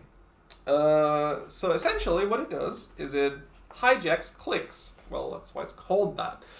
So essentially it makes the user believe they're clicking on one thing and they're actually clicking on another thing. Again, clickjacking with cookies is significantly harder because of the same-side lax default. This is an iframe. This embedded frame here is an iframe. This is not top-level navigation. This is just an iframe, which means it will not get same-side lax cookies. So if you're using session cookies, you're using cookies to store your tokens, and Bob visits this page, then Bob will not be authenticated in this iframe because the iframe will not send the cookie. Of course, there is no such equivalent for local storage. Local storage is very much unprotected from this kind of attack because in this iframe, in this embedded invisible frame, the genuine JavaScript from the genuine create admin account page on genuine.org, lawful.org, I think it's called, lawful.org, from the genuine create admin account page on the genuine lawful.org is running. And that JavaScript is allowed to access local storage. That JavaScript is allowed to make requests to lawful.org because it's lawful.org's genuine JavaScript. There is no attack there. The attack is that we're fooling Bob into clicking create admin account by making Bob think he's clicking Pet the Kitten. That's the attack here. We're tricking Bob into clicking something he doesn't know he's clicking. Yeah, there's a fairly simple countermeasure which I recommend everybody that's using local storage adopt. And that countermeasure is the Xframe options header. So the Xframe options HTTP header just allows the website to essentially tell the browser, no, I should never be in an iframe. So essentially you can just say in this response header, Xframe options none, and the browser will just refuse to render you in an iframe. The browser will just say, no, this website says I should not be in an iframe, so Eve just can't iframe you and this attack doesn't work. But of course, this is not the default. People will forget to set this header, and thus security vulnerabilities. This is why this same-side lax default is so nice. It's the default. You can't forget to set same-site. But you can very much forget to include this HTTP header in one of your pages, right? Like if you're using PHP and you're specifying the header on every page you generate manually, it's very likely that at some point you're going to forget. And at that point, Eve can just embed your admin interface, make Bob click Pet the Kitten, and you lose. So the solution is don't use local storage if you can help it. Use cookies because cookies are more protected, both by default and just also it's a matter of defense and theft. Again, your own JavaScript or what looks like your own JavaScript might be the attacker. I'm going to talk about that after Christmas more in detail. For those of you that know what cross-site scripting is, we're going to talk about cross-site scripting after Christmas. So your own JavaScript might be the attacker, and your own JavaScript can read your local storage. Your own JavaScript cannot necessarily read your cookies because you are probably setting the HTTP only attribute in your session cookie, which means JavaScript cannot extract it. Yeah, so use cookies if you can. And if you can't use cookies, then make sure that you at least set extreme options so that, well, so that Bob doesn't try to pet the kitten and instead create an admin account. Okay, so that's clickjacking. Once again, vulnerability that is significantly harder than the same side lacks default. So, quick story about this iframe URL I'm using at the top. So this is an actual clickjacking quote unquote attack. I don't really want to call it an attack because it was like more like a proof of concept that was designed to like draw attention to the vulnerability. Essentially, you can see in this iframe that this is an iframe. And this iframe has a source attribute, and the source attribute points to Twitter. So what is this source attribute doing? The source attribute says, okay, twitter.com/home, !status, don't click tiny URL. So this is the URL format that Twitter uses for its share on Twitter links. Like you might have seen this thing on like news pages. They will have this share on Twitter button, and when you click on that, then it just opens your Twitter account if you have one, with the tweet message already filled out. You just have to click tweet, because low effort engagement is how social media works. And so this is embedding an iframe with the status message, don't click, followed by a tiny URL link. And the tiny URL link, of course, links back to this page which has this iframe. This was a genuine like quote-unquote attack that somebody did. Essentially, they posted this message on the Twitter account. And of course, because computer scientists, despite everything that I'm telling you in this lecture, are very, very careless beings, they were like, oh, this is interesting. Instead of going, wait, this is an attack. This person wants me to click this. Why would I click this? Computer scientists are, most of all, scientists, which means if you give them an interesting scenario, they're going to want to find out what happens. So of course, they open this website. What does this website do? It embeds this iframe transparently and positions it so that the don't click button on the website is actually the send button on Twitter. So somebody clicks this link and sees this website with a big button, don't click. Of course, being a scientist, clicks the button. What happens? His or her Twitter account sends this tweet, which says, don't click, with a link back to the website. Somebody reads this tweet and goes, wait a second, don't click, click. Yeah, so this message propagated fairly quickly across the internet until TinyURL decided, wait, no, this is not something we want to do, and turned off a TinyURL. So it turned off the URL shortener being used here. That just turned off this entry, and that's why it stopped propagating. But yeah, clickjacking definitely still works, at least on the human level. On the browser level, it's harder because same site lacks default. But on the human level, humans are terrible at not clicking things. So that definitely still works. Okay, so that's token storage. So we talked about token storage. We said URL rewriting, don't do it. Then we said HTTP cookies, do that if you can. And then we said local storage if you have to. It's not designed for this. Like local storage is not designed to hold sensitive information.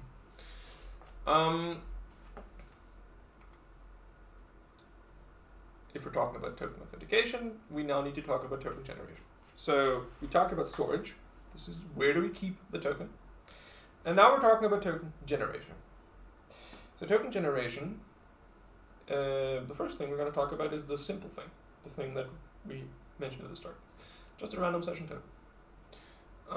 Essentially, the server picks a random, meaningless session token, just a random string.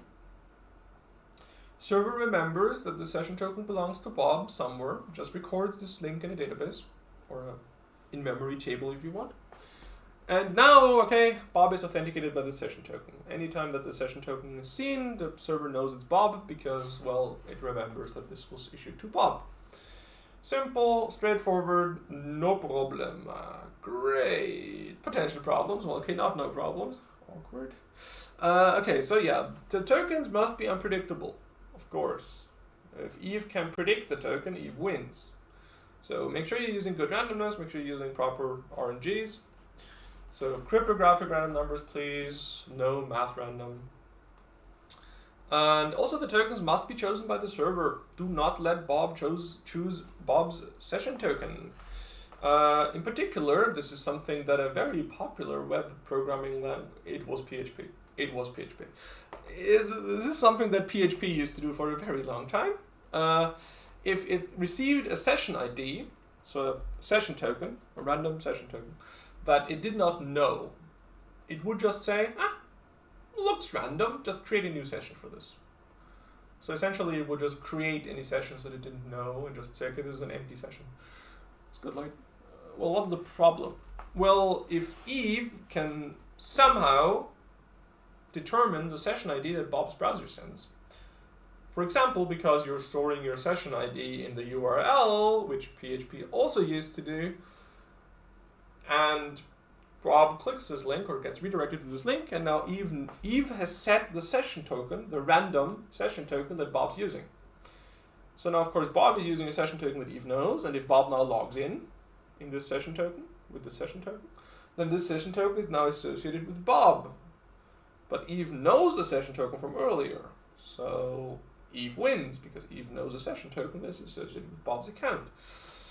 So yeah, super simple, straightforward workaround. Do not trust any session token you did not create. The server has to choose the session token. If Bob sends anything else, just overwrite it with your own chosen token. This class of attacks, thankfully a lot less possible these days. It used to be very big class of attacks called session fixation attacks, because you're fixing the session ID you're fixating a client to a certain session ID that you know. Okay, that's just a side remark, really. This cause of attack isn't really that possible anymore, thankfully. The problem, of course, and I say problem because as information scientists, we always think of the potential edge cases. This is not very scalable. Like, as long as you're using a single web server, this scales perfectly fine, right? Like, in-memory storage is very quick. You can just have an in-memory map of session tokens and it's no problem at all. So, not very scalable in the large sense. If you're using more than one server, if you're trying to distribute the load across multiple servers, this isn't very scalable. Because you're introducing a single bottleneck, right? You're introducing some single server that has to have a master list of all the session tokens, right? And that single server is then the bottleneck in your infrastructure, because every authenticated request has to hit that server and ask that server if the session token is valid. That's not very scalable. So people thought, well, let's do something else.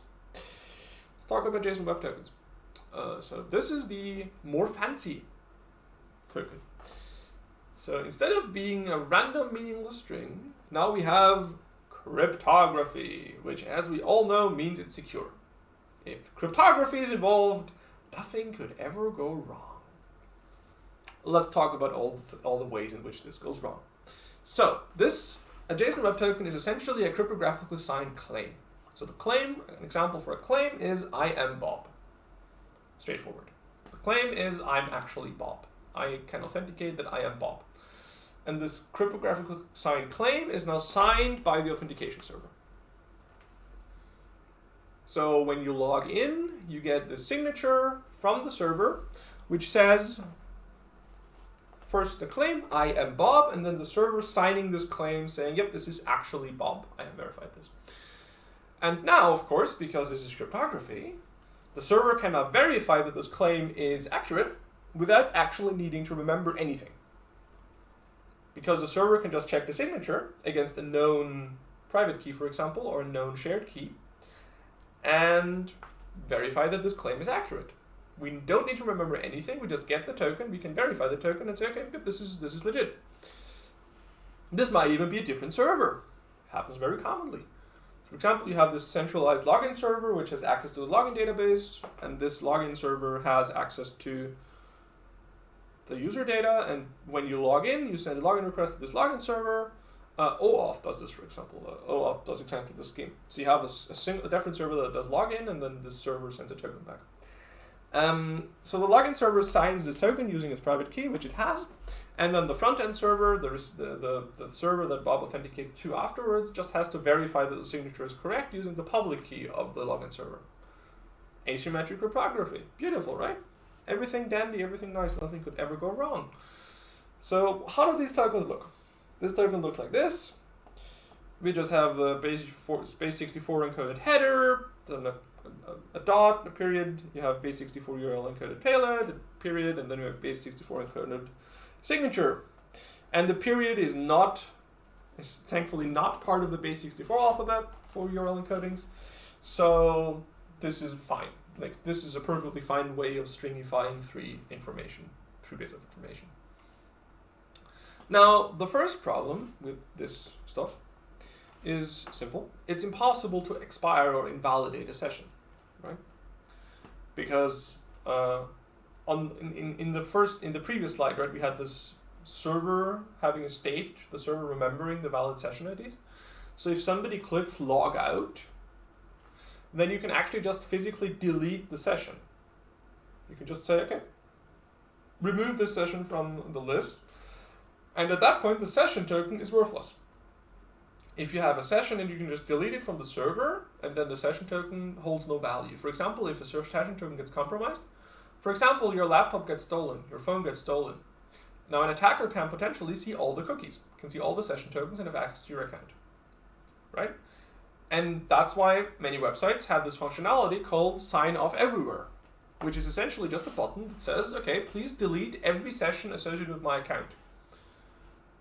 And invalidate all the session tokens, which means that any other device, the session token it has is not worthless. So if an attacker gets into my phone, if it gets stolen, the session tokens on my phone are worthless because I invalidate all of them. You can't do that with a cryptographically signed token. A cryptographically signed token is valid and can always be validated. There's no way for you to invalidate it. Of course, unless you want to have a centralized database which has all the invalid tokens, but then you're just reinventing stateful sessions. Like at that point, you just have session state on the server, whether or not the session is invalid, and you need to query this state every time you get a session token, which defeats the point. Like the point is that we don't need a centralized store. So it's impossible to expire these things if you're using them properly, or invalidate these things. So you need to pretty much build expiration into the payload. You need the payload to contain a timestamp. This was issued at time X, and then you just set some cutoff and say, okay, I don't accept any tokens older than 48 hours, for example. And at that point, at that point, you're avoiding that issue because any token that gets compromised is just going to be invalid after 48 hours anyway. Okay, and hopefully that's longer than it takes somebody to crack a phone, for example. Right, so you need to build expiration into the payload. This is not provided by default, which in my opinion, my personal opinion, is one of the first security, I don't want to say flaws, but poor design choices in JSON Web Tokens. This isn't built into the protocol. Like, why is this not built in? Everybody's going to need this. Why is this not built in? Why do people need to reinvent the wheel when it comes to cryptography? Because people reinventing the wheel means people make mistakes. People making mistakes leads to bugs. Bugs lead to vulnerabilities. Why is this not built in? Okay, let's look at an actual token. So an actual token looks like this. I stole this from Wikipedia. Also, I'm covering up part of the JSON Web Token. I am very sorry. So yeah, so we have these three parts of the token which are joined by periods. We have the header. The header says, okay, algorithm something, type, yeah, it's a JSON Web Token. Okay, the payload has this thing that I mentioned. So this says logged in as admin, logged in as Bob, for example. And then it has this issued at timestamp. This is a Unix timestamp that just said this token was issued at this time. And we just reject any tokens that are too old. So this is the solution that I said just earlier to the expiry problem. You just say, okay, include a timestamp in the payload and just check the timestamp. And then we have the signature, which you can't entirely see, but actually I can get out of the way. Hold on. If I can do this, Wait, no, this doesn't work. I need this here. I need to move this out of the way. Hey, I am now out of the way. You can see the JSON web token. Good. I'm gonna move myself back afterwards because we're gonna need this part of the slide where I'm on. But yeah. So the signature is HMAC SHA-256 in this case, and we just use some secret key which is pre-shared in this case, and using this pre-shared key we just generate a signature with the key and over the header and the payload. So the header and the payload is what we're signing, and the secret is what is the secret key. This is just symmetric cryptography, pretty straightforward. It doesn't have to be HMAC SHA-256. There's a very wide variety of different algorithms supported. All dandy, all nice. Okay. Hold on. I don't have mouse focus on Chrome anymore because I changed OBS. There we go. So yeah, as you can see, this is a HMAC SHA-256 signature. The algorithm field tells us this is an HMAC SHA-256 signature. Great. Wait, great. So the header field tells us what kind of signature we're looking at. Okay. So what do we want to do? We want to validate the signature. And I will need to get out of the way because I am going to be in the way on the slide. Let me get out of the way by moving up here. I think up here should be good. Hi. So, we want to validate the signature. How do we validate the signature? Well, we need to figure out what algorithm we have to use, right? I mean, we don't know what algorithm this is using. So, to figure out what algorithm we need to use, all right, this is in the header, right? This is why we have a header field. So, we check the header field and in the header, the algorithm field, and the algorithm field says, okay, HMAC SHA-256. Just use HMAC SHA-256 to validate the signature. Straightforward, right? I mean, it isn't like you guys are up to my tricks at this point. This isn't this easy. Why? Well, how do I verify that the header is accurate? How do I verify that this header is genuine? This is untrusted information at this point, right? I'm trying to verify stuff because I want to figure out that this is trustworthy. Like, I don't trust any of this information yet. So to validate the signature, I need to figure out what algorithm I need to use, which I should do by checking the algorithm field. That's what the point of that field is. But how do I verify that the algorithm field is correct? I'd have to check the signature. That doesn't quite add up, right? That doesn't quite add up. That's a problem. I mean, yeah, that's a problem. That's a problem. Yeah, so that's the second problem I personally have with JSON Web Tokens. I think the existence of the algorithm field is extremely poor design choice. So yeah, never trust the algorithm field. Simple, straightforward solution, just ignore the field. Why? Because, like, one, you're issuing the tokens or you're getting the tokens from a known server. You should know what algorithm or algorithms that server might be using. You should not ever trust the algorithm field for anything. Okay, cool. Point one, never trust the algorithm field. You should know what algorithm your tokens are using and use that algorithm to verify the signature. Some potential shenanigans that have actually been actual vulnerabilities in the past. The first one, for some questionable reason, the JSON Web Token standard includes this algorithm called none, which is for unsigned tokens. So you can have a cryptographic token which is actually not using cryptography by setting the signature to all zeros and using algorithm none. And a plethora of JSON Web Token libraries used to just accept these tokens because they would just use the algorithm field to determine how to verify the token. So you could just log in by writing anything in the claim that you want, any claim you want to make, write it in the claim, and then just set algorithm to none and signature to all zeros, and the library would accept this because, yeah, I mean, yeah, checks out. But this is like straightforward, right? So the straightforward solution, I'm gonna get back to my usual corner at this point, down here. So the straightforward solution, well, just don't allow alg-none, right? Alg-none was a questionable design decision, we're just not gonna allow that. What else could go wrong? I mean, everything else is cryptography, right? Like, what could possibly go wrong in cryptography, right? So this algorithm field might have these two values. HS256, that's HMAC SHA-1, HMAC SHA-256, that's the one we just saw here. This is symmetric cryptography. How does symmetric cryptography work if you're validating a token? Well, you get a pre-shared key as an input, so you get a key which is pre-shared. So you and the server have the same key, and you have this key as an input, this pre-shared key which is secure.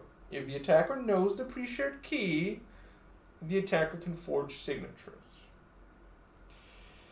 Okay.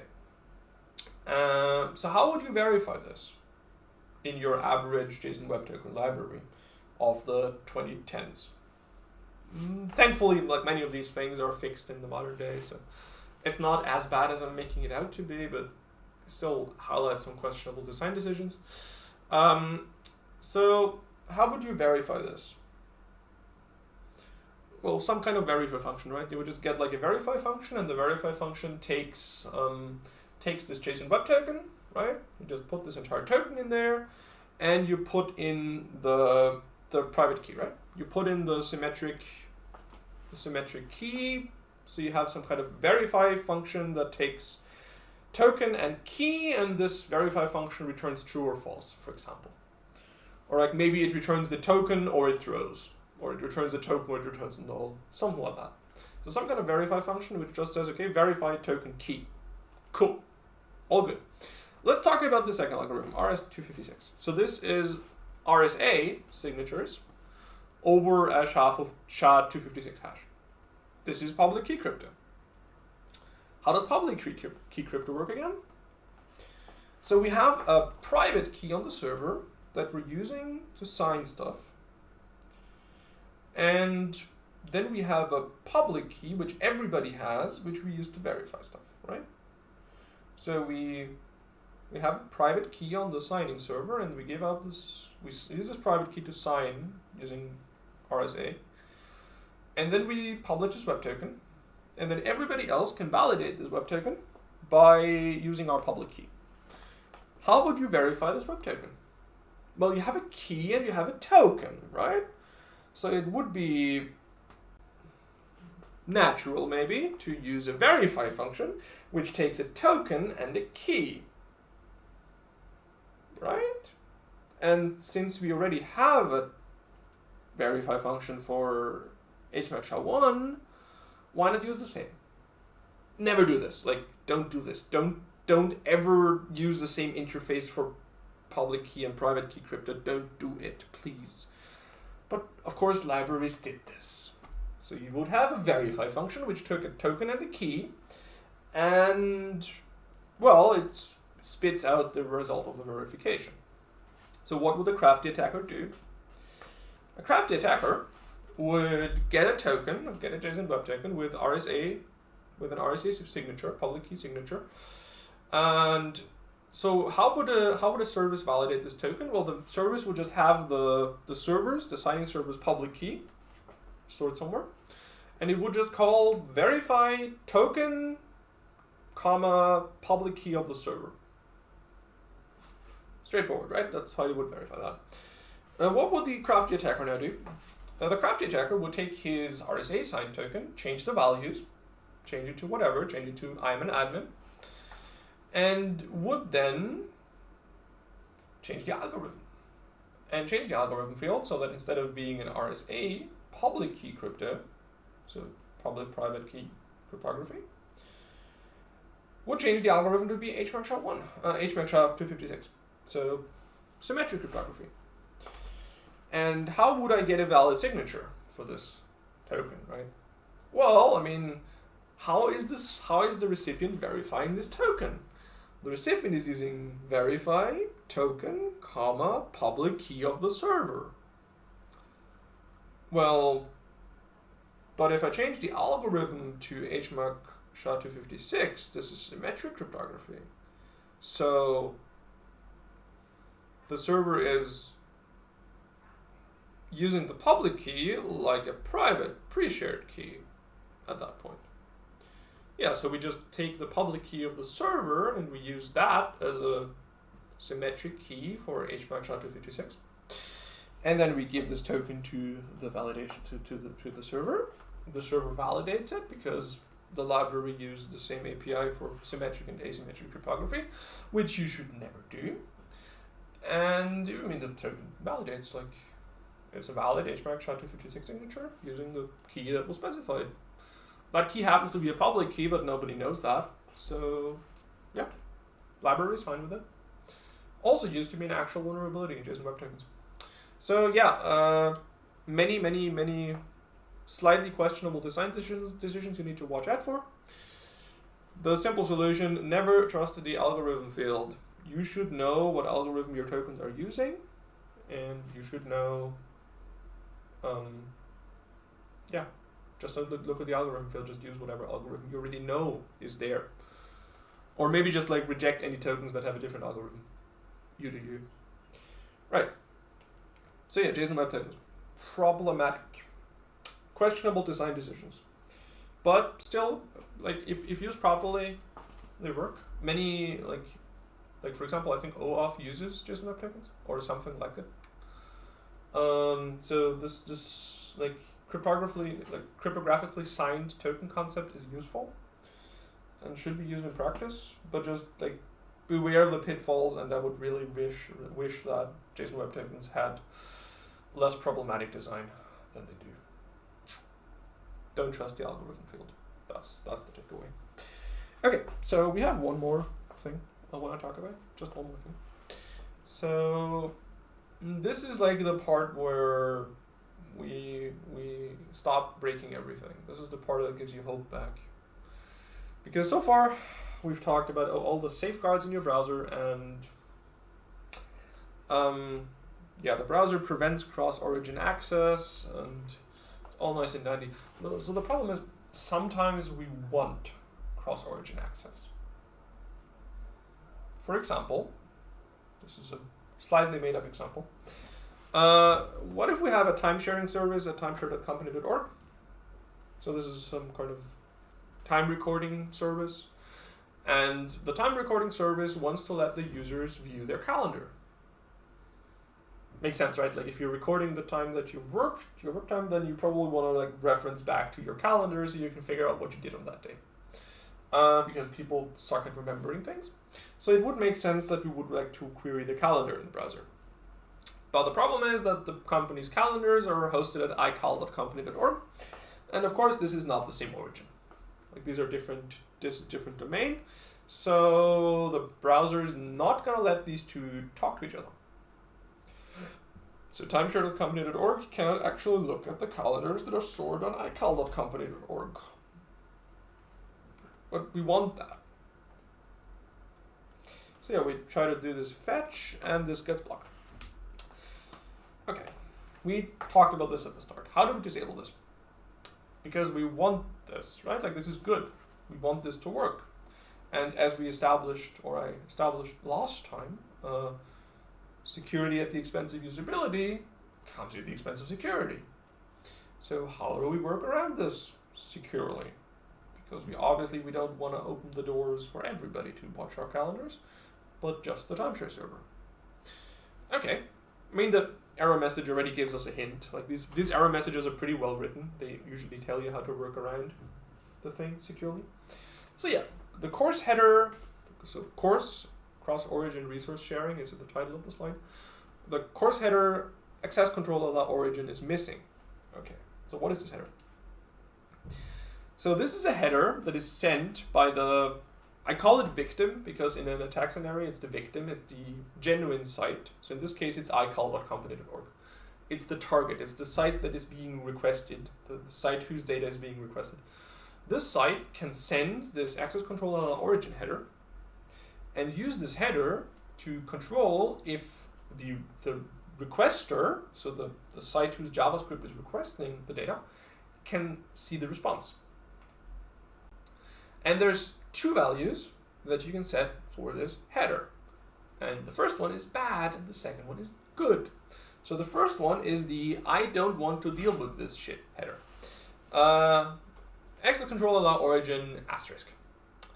So this is just the completely opt out of cross-origin protection header. This just says any origin, including evil.org, gets to request status data and gets to read the response. So if you set this header, that means Eve gets to see your calendars or your secure data, whatever that is. You don't want that, right? This is the quick and dirty solution to cross-origin problems. And sadly, it is also recommended on many places on the internet if you Google the course errors. Please don't do this. Like this allows everybody to see your data and turns off all of these beautiful protection features that we've discussed today that have been giving Eve so many problems. Yeah, the second option is the more suitable one. Access control allow origin set to the actual origin of the requester. So in this case, access control allow origin set to timeshare.company.org. This allows only that specific origin that you specify to request or process the response data. So only timeshare.company.org's JavaScript gets to see the response data. Evil.org's JavaScript does not get to see the response data because we've set it to timeshare.company.org. Now, of course, this introduces somewhat of a problem. What if we have, say, not only timeshare.company.org, but we also have, I don't know, scheduling.company.org, which is a doodle but for the company. Yeah, we have a caveat in the Q&A. I'm gonna get to that in a second. It's on the slide, I promise. Yeah, so if you have multiple origins, the client is sending a request header that says origin, which is mandatory. So this is always sent. And this header tells you whose JavaScript is making the request. So in this case, if we make this fetch request to iCal.company.org, this fetch request comes with an origin header that says https timeshare.company.org. And you can now look at this origin header and check it. So you can check, is this one of the origins I trust? So if the origin says evil.org, probably don't trust that. If the origin says timeshare.company.org, trust that. And at that point, you send the appropriate header with that origin. I think the header should say HTTPS, by the way. That's on me, I'm going to fix that. I'm pretty sure that header should say access control origin colon HTTPS timeshare.company.org. So the same as the origin header. So you need to specify the HTTPS part. Yeah. As the questioner in the Q&A pointed out, this is slightly oversimplifying things. So there is a legitimate reason for the asterisk. I mean, that's why it exists. Like, a lot of these things were designed by very security conscious people. If there is no reason for the asterisk, it wouldn't exist. So the asterisk has use cases. I mean, I maintain multiple web applications that use it. So the use case for the asterisk is if you're actually intending to opt out of course protection. So for example, you are hosting a public API that lets everybody request weather information. So an API that just lets anybody request the current weather in Graz. Then you actually want this information to be accessible to everybody. You don't mind. It's not private. It's not authenticated. There is no authentication going on. You just have an API that everybody can request. You want this API's information to be accessible to JavaScript on any web page. You want any web page to be able to embed your API, make requests to your API, get data back, and use it. So in this specific use case, no authentication going on. You only care about this information being accessible to everybody, and you don't mind this information being accessible to everybody, including attackers, including Eve, including evil.org.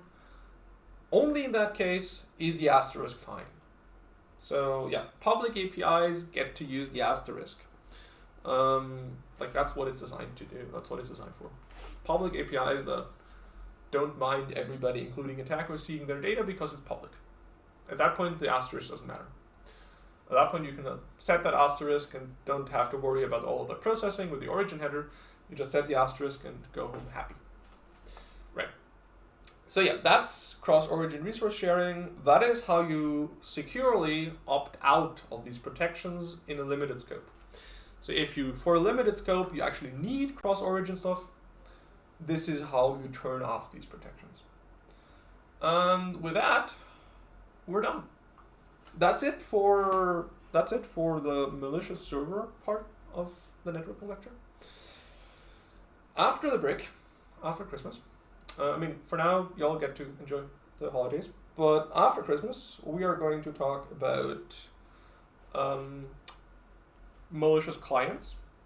So what if a client is malicious? We're going to talk about what if Bob's client is being forced to be malicious. This is an extension of what we did today. So today we talked about Eve can redirect Bob to arbitrary URLs, right? So at that point, Bob's client is attacking, quote unquote, the server, because Bob is requesting an arbitrary crafted URL specified by Eve. So this is in some ways an attack on the server. So what if the client is malicious? What if you're the server? And this is a problem that is a lot harder to avoid, right? Because, I mean, okay, like realistically, today's problem is also impossible to avoid. Today's problem was, what if Bob clicks on the wrong link?